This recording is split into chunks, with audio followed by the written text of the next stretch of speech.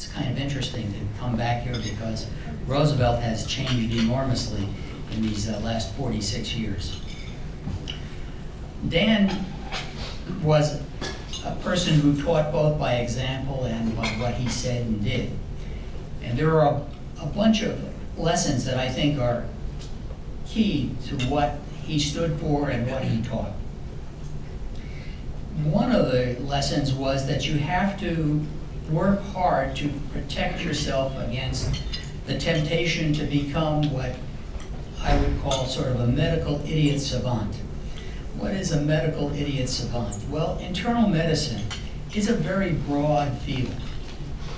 And one of the ways of defending against all the knowledge that's coming out and that you have to learn is to say, well, I'm going to study Wilson's disease, and I'm going to study only the hepatic piece of Wilson's disease, and I'm only going to just study it in people who are in this subset, and become an ultra specialized specialist in one narrow area, where what we need really to provide healthcare is someone who takes in a broader scope, a broader span of medical knowledge, and can bring a lot of information to bear on most problems, and can look at them broadly rather than as a super specialist.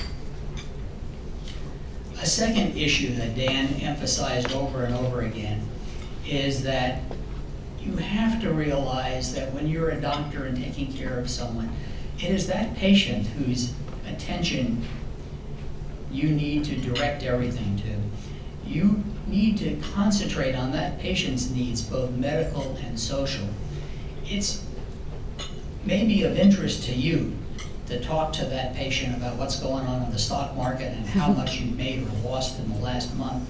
But from the patient's point of view, he or she wants to hear what's their problem, and it's their perceived problem, not necessarily what you may think is their problem. It's what they care about.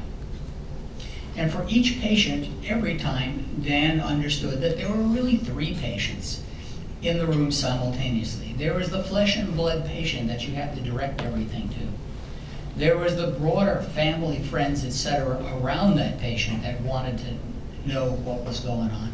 And then there was the chart. That is the reflection of what you said and did, so that when someone could pick up the chart, they would know what's going on. Dan was able to balance those three sort of simultaneous interconnected needs all the time.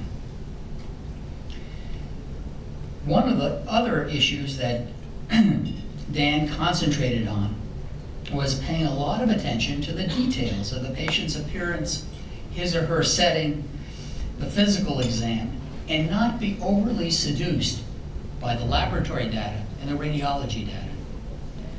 Dan was able to do what was he referred to as a 2-meter exam, which is to look at someone from the end of the bed and say, this person is desperately sick. I don't care what that lab work says, he's desperately sick, he needs something done immediately.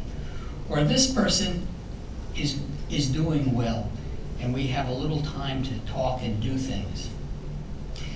Dan paid a lot of attention to little tiny details. He and I used to play a game for years. Both of us were fans of Arthur Conan Doyle's Sherlock Holmes.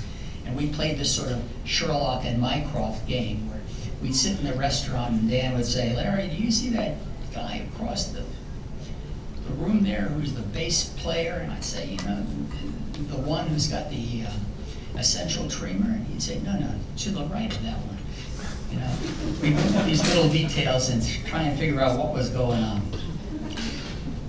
But the essence of this was paying attention to little features of physical diagnosis at the bedside, paying attention to actually seeing what was happening in the patient by listening and touching, and spending a lot of time on the physical exam, which all too often people sort of say, well, you know, we've got a chest x-ray, we've got a CAT scan, we've got an MRI, we don't need to pay much attention to the physical exam. Another overriding lesson of Dan's life and work was to be always curious. Dan was curious about everything, from earliest life until shortly before he died, Dan was curious about everything, was forever coming up with inventions. Some of them were useful, some of them were not useful, but basically he had an enormous curiosity that sort of propelled him through life and led him into reading and researching all kinds of different things. And the final lesson that I would leave you with is one that's perhaps a little surprising. In the face of all this other stuff, above all, don't let medicine swallow your entire life. Medicine can do that. Medicine is a very, very, very demanding and jealous mistress. It can swallow absolutely everything so there's nothing left. The final lesson of Dan's life is leave room to live and love and spend time with others and time not doing medicine, because otherwise you end up a sort of an empty technocrat. And that is, to me, one of the major lessons. This picture was taken by me when we were floating down a barge in France, in one of the rivers there.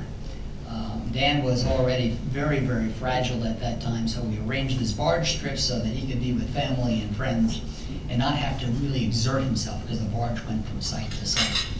But, you know, even then, when he was very, very frail, he was kind, generous, giving, and throughout his life was a mensch in the greatest sense. With that, I'm going to hand on the baton to Dr. Sharp.